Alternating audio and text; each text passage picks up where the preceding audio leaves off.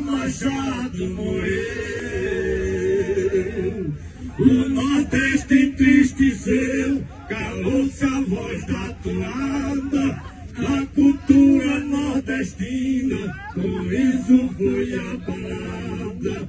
Em olho d'água das flores, o rei dos apoiadores partiu pra última morada.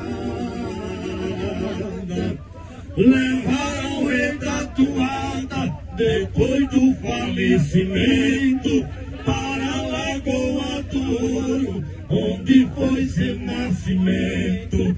Lá seu corpo foi velado e muito homenageado até o sepultamento.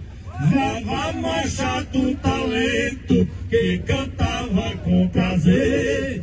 O que aconteceu com ele não devia acontecer. Pelo destino marcado, outro igual Vava Machado no mundo volta a nascer. Vava cantou pra valer nos festivais de Mourão, em pegas de boi no mato, em festa e barbatão. Se acabou Vava Machado, deixou seu